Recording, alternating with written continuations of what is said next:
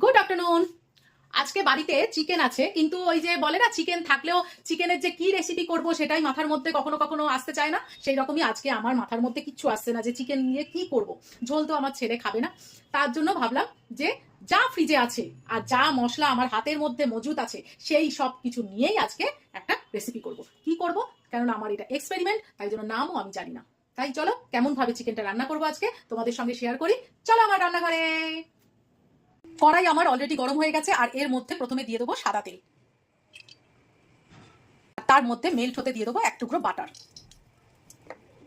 Butter melt হওয়ার সঙ্গে সঙ্গে এর মধ্যে কিছু গরম মশলা দিয়ে দেবো, জয়িত্রী, দারচিনি, লবঙ্গ আর এলাচ। আর এর মধ্যেই দিয়ে দেবো একটা বড় সাইজের পেঁয়াজ বাটা। পেঁয়াজটা আমি সামান্য নুন দিয়ে ভাজতে দেবো, এখানে কোনো হলুদ দেবো না। পেঁয়াজ ভাজার সঙ্গে সঙ্গেই আমি মাংসগুলোকেও দিয়ে দেবো, মাংস আর পেঁয়াজ একসঙ্গেই ভাজা হয়ে যাবে।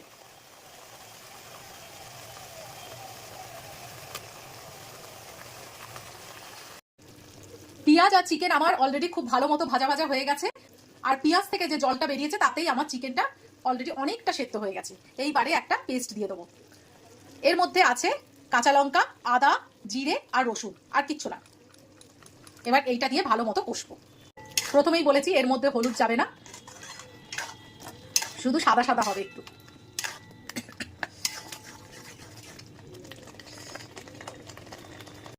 মশলা আমার ভালো মতো কষানো হয়ে গেছে, এবং ওই মিক্সির জারেই আমি দইটাকে ফেটিয়ে নিয়েছি, এইবারে সেইটাকে দিয়ে দেবো।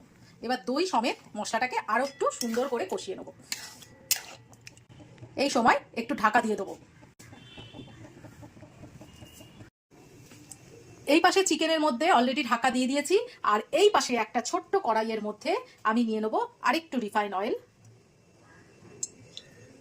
এখানেও নিয়ে নেবো এক টুকরো বাটার। বাটারটা মেল্ট হতে হতেই আমি জিরে দিয়ে দেবো। জিরে বাটার দুটো থেকেই একটা সুন্দর গন্ধ বেরোচ্ছে, তার মধ্যে আমি দিয়ে দেবো কিছু সবজি।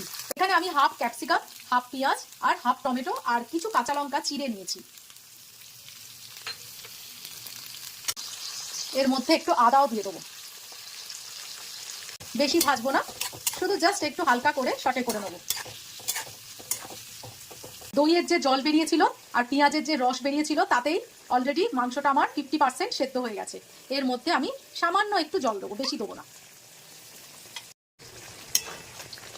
মাংস আমার অলরেডি খুব ভালো করে সেদ্ধ হয়ে গেছে, আর সেদ্ধ করার কিছু নেই। এর মধ্যে ব্যালেন্সের জন্য আমি একটু চিনি দিয়ে দেবো এবারে, যেহেতু দইটা দিয়েছি চিনি দেওয়াটা মাস্ট। এই মুহূর্তে আমি দিয়ে দেবো সবজিগুলো, পুরো বাটার আর তেল সমেত সবজিটা দিয়ে দিচ্ছি। দিয়ে দেবো কসুরি মেথি। কসুরি মেথি দিলে একটু ধাপা ধাপা স্টাইলের টেস্ট হয়, এই জন্যই কসুরি মেথি দেওয়া। তোমরা ধনে পাতাও দিতে পারো। আমার রান্নাটা একদম হয়ে গেছে, কি সুন্দর দেখতে হয়েছে এই সবজিগুলো দেওয়ার পরে। এরপরে লাস্টে দিয়ে দেবো একটু ফ্রেশ ক্রিম। এবার টেস্টটা একদম আলাদা হয়ে যাবে।